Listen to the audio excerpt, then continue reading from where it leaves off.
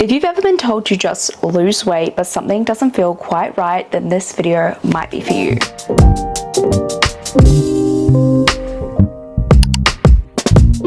Hi, I'm Xanthia. I have stage 2 lipedema, and in today's video we're going to be talking about really everything. So, you know, with everyone's attention spans these days, I recommend just playing this in the background while you do something, and then we'll kind of meet at the halfway point where I share some management tips, some things that I do to manage the condition. Hi everyone, I'm actually editing this video right now, but it's actually going to be like 40 minutes long if I don't split it into 2 parts. I'm really sorry. This video is going to be about my diagnosis and things that I didn't know about lipedema, some fun facts, some little research bits for you to do on your own if you don't know much about the condition, and then next week's video I'll be doing all my management treatments and everything like that. So please, if you're interested, for this video you can just keep it running, go fold a basket of laundry. It's going to be a little talking video for you to enjoy in the background. Anyways, thank you so much, enjoy the video. I just want to make it super clear that this is my own personal experience and everyone's gonna experience lipedema in a different way, and you may not even realize that you have it. A lot of the time people are so used to living with the conditions that they have that they don't notice the pain and the everyday struggles of lipedema. Anyways, I've got my laptop here with me. I'm going to quickly read the little definition about lipedema before I go in. This is from betterhealthvictoria.gov.au, and I'll leave the link in the description so you can have a further read. Lipedema is a condition that mainly affects women and is characterized by a painful swelling in the legs, thighs, and buttocks, and sometimes the arms. Now, there is a lot more information on the website, but that's just the basis. It's also really important to give people the chance to do their own research. I'm not a doctor. I can only just kind of share my experience, and I definitely recommend, if you do feel concerned that you feel like you have the condition, I really recommend that you do your own research on top of that. Let's get into the first topic I want to talk about. We're going to go into my first symptoms and what I noticed before I got diagnosed. So this would stem from the age of 14 up until about, I think I was diagnosed at the age of 20 or 21, I can't quite remember. My first symptoms obviously were the size of my thighs. I have pictures from when I was 14, 15, 16 where my thighs were huge. I did dance as a sport, and if you know anything about dance, you know about how critical they are about your body. And I do remember, like, I had to get costumes custom fit for my hips. And so the first symptoms I noticed were my thighs, how they were massive, they would bruise a lot, they were a bit tender. So if my dog jumped on my thighs, I would be like in so much pain. Tried to cover my legs all the time. I had a lot of cellulite. I had so much cellulite on my thighs. I thought that there was genuinely something wrong with me, because at the age of 16, I'm like, why does she have the smoothest legs on earth and mine is like bumpy, thick? I would always try and cover my legs. So all childhood I just thought that I couldn't lose weight at all, really, because that's my main problem was my thighs. I had a pretty small waist, big hips, and I had a little bit of chunk around my arms, and it was quite painful. So yeah, those were problem areas. I tried to cover my arms and legs as much as I possibly could. I had actually lost a lot of weight. I ended up at maybe like 65 kilos, but I want to also clarify, so shameless of me to say, but I was super self-conscious at the time. If you look at any of the photos that I posted on Instagram at 65 kilos, I was photoshopping them. I'm going to be so for real. I'm going to put up some of the photos, but some of them were definitely photoshopped because I wanted to make my legs look slimmer. I didn't know I had lipedema at the time yet, and I was so ashamed that my legs haven't changed, and like people were commenting and being like, you still need to lose weight in your legs. I'm thinking at the time, I'm even photoshopping this and my legs still look huge. You know what I mean? Like the ratio just wasn't there, and it was something that I'd always been self-conscious about. I'm here to say that I did photoshop those photos. It kind of feels good to get that off my chest. But anyways, a lot of people are like, well, you did lose weight and your legs do look smaller. Girl, it's because I photoshopped. Other photos, I'm gonna put them up because I definitely have them saved somewhere, of what my legs actually look like when I lost weight, and they were still quite large. This is when I started posting on TikTok about my struggles with weight loss and like my weight loss in general, and I started getting a lot of comments from people being like, I think you might have this condition, and I kind of was like, shut up. Like, I don't have that condition. I was in denial about it for a very long time, and then I had a message from someone who is from the clinic, Walk with Freedom. She works as a receptionist, I think. I tried to find the screenshot, but I couldn't find it anywhere. But anyways, she had messaged me being like, our clinic is literally so close to you, blah blah, like come in for diagnosis, and like lots of women have the same kind of body type as you. And I was so in denial about it, but I was kind of like, I'm just gonna go in and they're gonna tell me that I don't have it. But like at this point point, I was still working at McDonald's. I wasn't earning a lot of money, so I had saved up so I could go get this diagnosis. And for me, look, you can get a referral, but I'm just someone who just likes to jump straight to the person. I know it was kind of silly of me because you can get like a rebate, but I think it was a $60 rebate, and the appointment's like $300 or something. I can't quite remember how much it was altogether. But yeah, I went in for this diagnosis. I went to the Walk with Freedom clinic in Miami, and I'm just gonna also say some points I need to be so careful with what I say because I didn't end up going to Walk with Freedom for my operation. Do with that information what you will. But I went in there, personally, my diagnosis experience was not good, only because I feel like there was a bit of a lack of empathy. When I went in, we maybe like exchanged a few words, and then he was like, okay, like you can take your pants off now. And I'm like, oh. So like, this is what we're doing.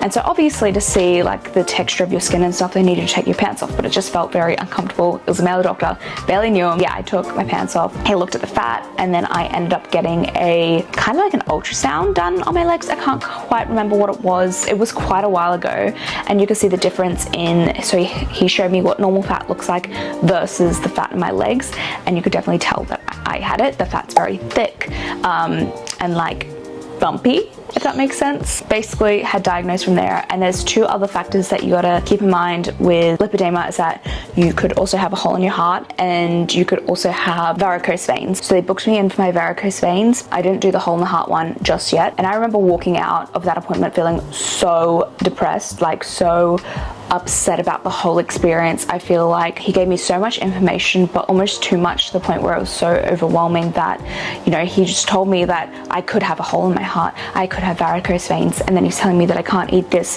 that, the other. I need to get compression wear, I need to see a lymphatic therapist. And that's why it's so important to find the right person to get diagnosed from, because then from there, I think the reaction will be different depending on like who you see and how they feel. Don't do what I did. I completely spiraled after my diagnosis, and I gained a lot of weight.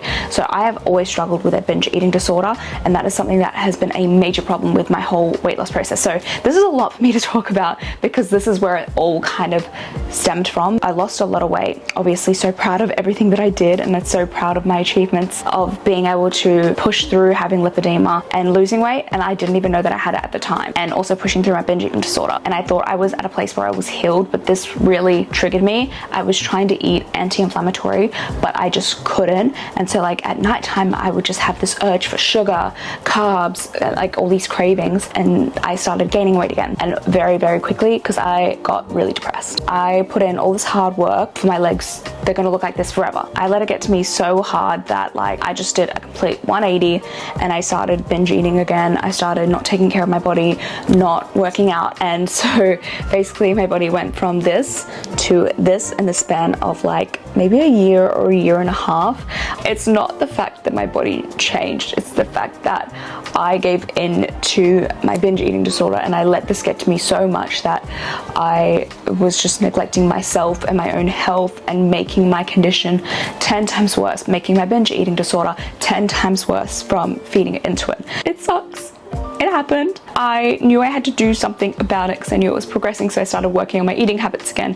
And I'm sorry, I need a second. I ended up going to Melbourne to go see Dr. Beryl Tan, who ended up doing my operation on my legs, and I wish I got diagnosed by her. She was absolutely incredible. She helped me so much through preparing for surgery and everything like that, and all the information she gave me was very helpful. I'm gonna circle back to post-diagnosis. The one thing that I would say I wish that everyone would do that I didn't do is maybe go see a therapist after, to kind of navigate this, because it is a lot to know that you have a chronic condition that's going to be with you for the rest of your life.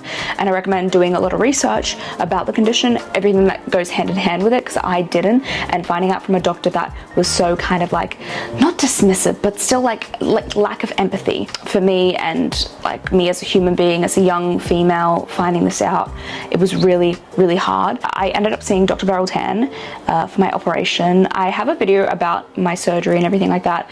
I feel like the whole surgery was so fuzzy. Like, I feel like it was so long ago now that maybe the details for me aren't as fresh now from when I filmed that video, but I'm still really happy with my results. There is like a pocket of fat in between my thighs that hasn't healed. Here you can see the fatty pockets in here. I used to have a fat overlay around my knees, which I don't have anymore, which is absolutely incredible. You also get that when you rapidly lose weight or gain weight. You get that pocket of fat in between your thighs, and sometimes it can take a while for it to go. I am getting it manually drained, so I'm hoping that in the future it'll eventually just disappear over time, but you know, it is what it is. My mobility and everything has improved so much since the operation, so I'm still really happy that I did it.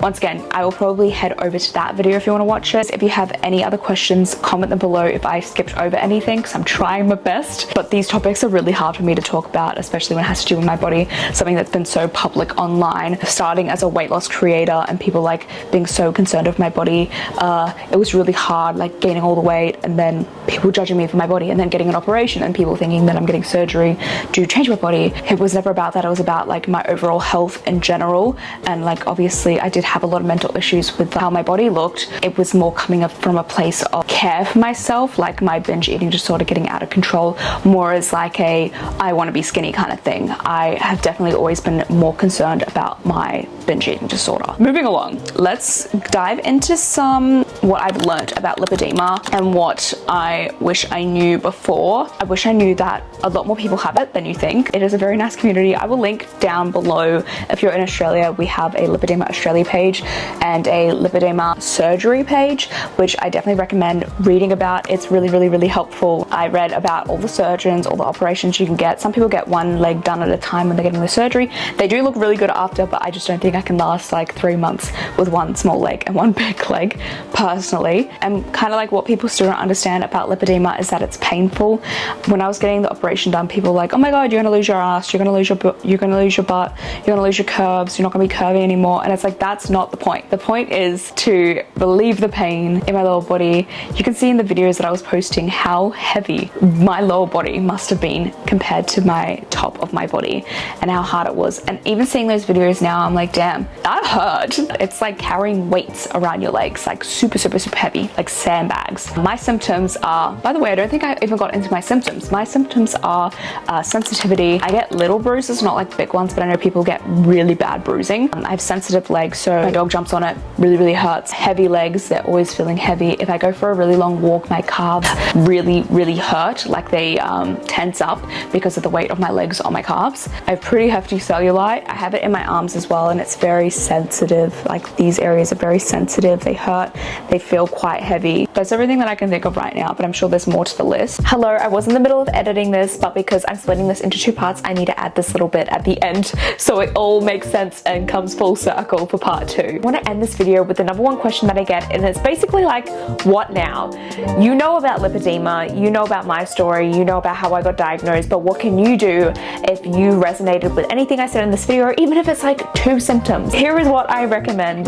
Firstly, you go and do a little bit more research on your own. Google about lipedema and the symptoms, and maybe look in to see if you have any family history or anyone who kind of has the same similar body shape that may also be related to lipedema. And secondly, another thing you can do is Google lipedema clinics near me, find one that's in the area and kind of pinpoint it. Even then, you can find a clinic that does Zoom consults. There are some. I know Walk with Freedom does.